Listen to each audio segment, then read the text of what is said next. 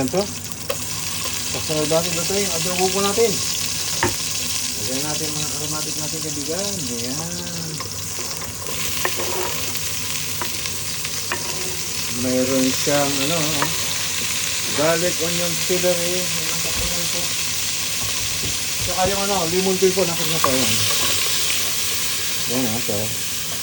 Wala kayong bilid, pwede po yun. Masarap siya. Mabango. Mabango rin po yan kaibigan. Kaya walang duda na masarap to. Di ba kaibigan? Ayan o. Ayan o.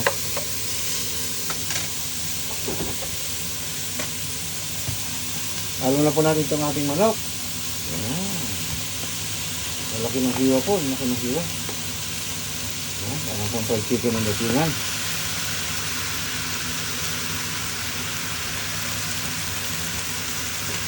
Kita niyo po.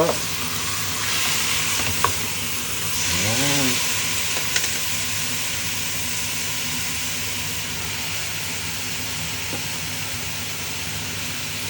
Po, nakatubig na yung kulo natin.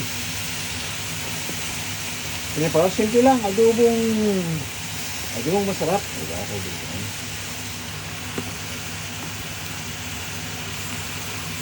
Ayan, o.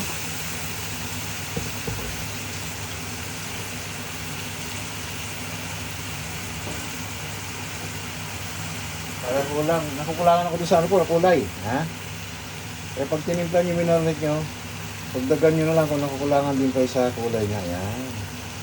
Pagka na po yan, black pulses. Konting black tea pa po yan. Gusto pang yan po. Yung medyo magastang. Wala yung buo-buo kasi kaibigan. Yan. Yan o. Yan o. Ganun lang kasi ito po. Kailangan natin ito, pakuluan ng pakuluan. Pero hindi ako maghalong tubig ko rito. Ayan o, kaibigan o. Yan, ganun ang paghalo po. Walang tubig ako hinalo dyan kaibigan. Ganyan lang po. So, natin mamaya pagka very good na, di ba kaibigan? Masarap yan kaibigan kasi lagi natin niluluto. Kumbaga sa na-master natin yan. Maraming version kasi ng adobo po eh. Minsan pag wala kang suko, pwede. Susulak, master ng sukat sa kundi sugar. Ganun na po yun. Ibang mag-adobo po, oyster sauce, pwede rin po yun. Mas masarap lalo kung tama timpla. Ayan, kita niyo po. Ayan, kaibigan niya. Ayan, kaibigan na. Ayan. Lalaki ng hiwa, kaibigan na. Ayan, no?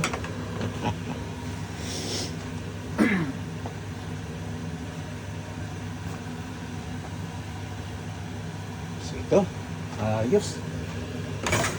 Ayan, lakas na po natin.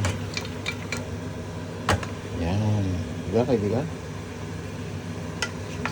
Gamitan natin sandok. Ayan po. Ayan.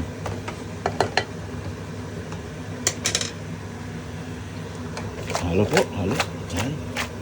Kasi mamaya hindi natin halo yung pag tamang kulo na. Ayan po. Maraming salamat sa atin lahat. At shoutout sa atin lahat po. Magandang gabi sa atin lahat muli. Mga kaibigan. Magandang binibini dyan.